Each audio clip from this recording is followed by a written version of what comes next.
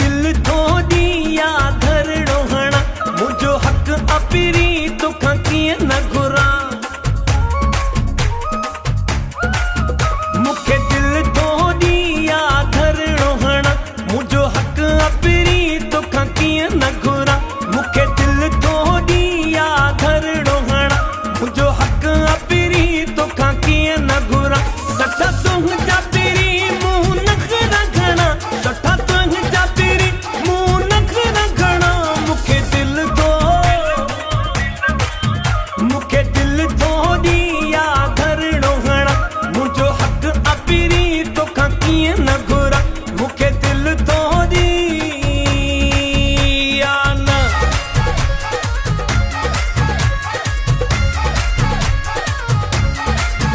सॼी press घुराईंदुमि media ते ॻाल्हाईंदुमि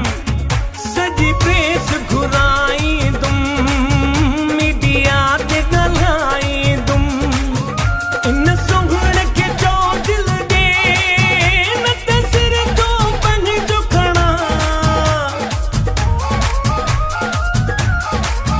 मूंखे दिल थो दिया धरणो हणा मुंहिंजो हक अपिरी तोखां कीअं न घुरां सठा तुंहिंजा पिरी मूं नखरा घणा सठा तुंहिंजा पिरी मूं नखरा घणा मूंखे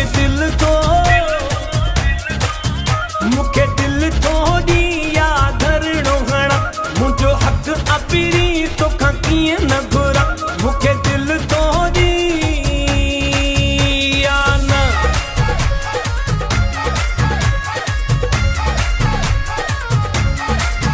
तोॾे मेड़ खणी आयुमि चार चङा वठी आयुमि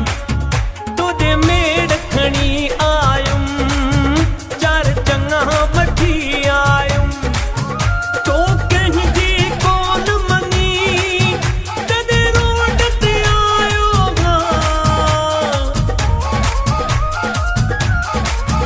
मूंखे दिल थो दिया धरणो हणा मुंहिंजो हक अपिरी तोखां कीअं न घुरां सठा तुंहिंजा पिरी मूं नखरा घणा सठा तुंहिंजा पिरी मूं नखरा घणा मूंखे दिल थो दिया धरणो हणा मुंहिंजो हक अपिरी तोखां कीअं न घुरां मूंखे दिल थो दिया न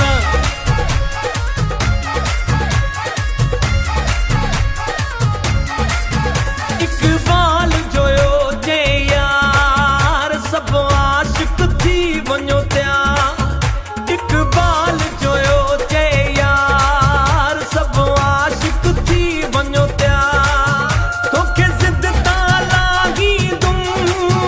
भली यार मरां त मरां मूंखे दिल थो दिया धरणो हणा मुंहिंजो हक अपिरी तोखां कीअं न घुरां सठा तुंहिंजा पिरी मूं नखरा घणा सठा तुंहिंजा पिरी मूं नखरा घणा मूंखे दिल थो दिया धरणो हणा मुंहिंजो हक अपिरी तोखां कीअं न घुरां मूंखे दिल थो दिया न